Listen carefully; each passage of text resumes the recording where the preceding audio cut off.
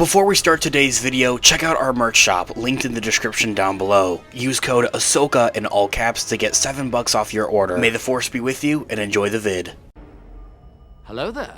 This is where the fun begins. Luke Skywalker is making a comeback to a galaxy far, far away, and many fans are actually on the edge of their seat for what that might mean on the future of the Star Wars IP, especially on the silver screen and when it comes to Disney+. Not just that, but also what we may see on the theatrical side of things then there as well, as it seems that Disney Parks is going to be introducing a hooded Luke Skywalker to be roaming Disney's parks. That's exactly what we're going to be discussing in today's video. We, of course, are going to go ahead, we're going to hop right on into it, kind of break it all down for you guys with everything that we know and everything that we're anticipating right now. Before we do though, however, grab that subscribe button if you haven't already, as we're discussing and covering all types of Star Wars related news, leaks, rumors, theories, and breakdowns here on the channel. So if you guys are into any of that, go ahead and grab that subscribe button today. Make sure you hit that notification bell as well to be notified for when we have new videos dropping here on the channel almost daily. There is a lot of Star Wars news and stuff going around. It can be a lot to keep track of. It's exactly why we are here, not just to keep you guys updated with everything, but also break it down for you guys and get a better understanding. As always, I really appreciate all of the support.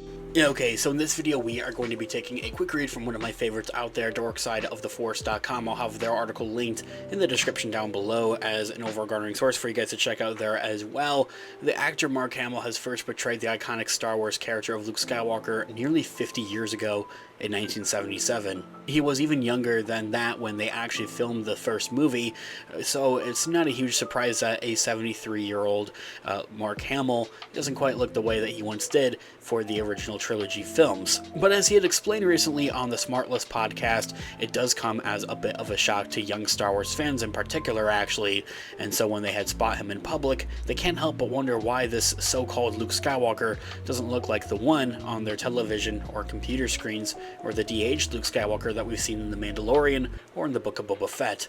This has been happening for 20 or 30 years, he had said, remarking on the podcast. They think that we made Star Wars like 2 weeks ago. There's nothing to really date in the terms of models or of cars or clothing or whatever, so they have no concept of time from those movies. I mean, that quote right there, like, into reference, there aren't really per se cars, you know, that they're able to look at from those movies and say like, oh, it was, you know, something that was maybe shot 20 years ago versus, you know, last year, to say. Not just that, but also embarks into the whole kind of just uneducated side aspect of things in there as well. Like, honestly, it's kind of baffling to me, because there's also the sequel trilogy, where all three of those movies show a much older Luke Skywalker with Mark Hamill.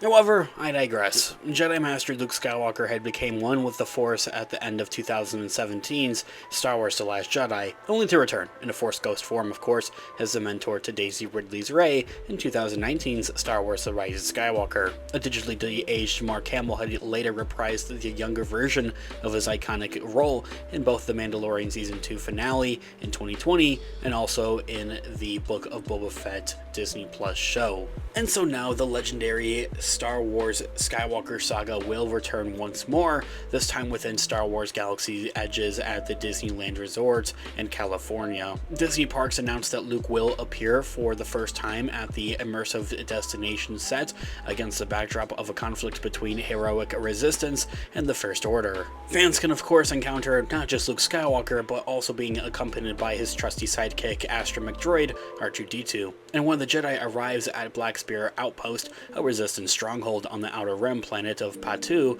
during the Season of the Force. The Star Wars themed event returns March 28th and runs through May 11th only at Disneyland, and coincides with the separately ticketed After Hours Disneyland After Dark Star Wars Night on select nights in April and throughout May. And during the Season of the Force, Disneyland ticket holders will also be able to experience the newly nightly projection show titled Shadows of Memory, a Skywalker Saga, when it debuts on March 28th, and per Disney, stunning projection effects transform the spars of Patu near the Millennium Falcon, invoking memories of some of the greatest moments in a galactic history as an iconic musical score comprised of familiar themes heard throughout the films of the Skywalker saga, draws the audience into the legendary story of the Skywalkers with the show. And on other select nights, Galaxy Edge will also continue to run Fire of the Rising Moons, which offers Batuu visitors a different view of the Disneyland Park fireworks with a soundtrack including selections from composer, of course, John Williams' Star Wars film scores. In addition to the Galaxy's Edge-based e-ticket attractions of the Millennium Falcon, Smuggler's Run, and Star Wars Rise of the Resistance, Season of the Force will also mark the return of the Hyperspace Mountain until May 11th, and the fan-favorite Star Wars overlay that had temporarily transformed Tomorrowland's Space Mountain into a high-speed battle between the New Republic X-Wing starfighters and the Imperial TIE fighters. Okay, so those are all the details. The point being is that Luke Skywalker is making a return to Disney parks and at California Disneyland, of course, and there as well. It makes you gotta wonder and throw out the wild fan theories of maybe could Disney or Star Wars and Lucasfilm be hinting at something greater, because usually they do this when, per se, maybe for example, the Book of Boba Fett was coming out with new episodes shortly before and after, either or. I could be wrong. I think it was after in that case for the Book of Boba Fett. Boba Fett was at Disney parks, as an actual character, like you'd be able to go meet and greet, talk to, kind of thing, and it was a really cool event. We did the same thing with the Ahsoka show. So could they be teasing ever so slightly at some type of project centered on Luke Skywalker that very well could be announced at Star Wars Celebration in just a few short months in April, whether it's an animated show or a live action show, something that surrounds the character of Luke Skywalker post Return of the Jedi, maybe in the Mandoverse, or maybe even before we see him in the Mandoverse, I think is something that a lot of Star Wars fans would love to see. We know that there's a story to tell and that there is lore there as well, especially simply based off of the 2017's Star Wars Battlefront 2 video game, with a mission that had included Luke Skywalker and kind of a bit of what he was doing during that time period, like right after those events. I think it's something that a lot of fans would love to see. Let me know what you guys think in the comments down below. Thanks so much for joining us today, Star Wars fans. If you're passionate about all things of a galaxy far, far away, whether it's the movies, TV shows, legends, or deep dives into more Star Wars lore,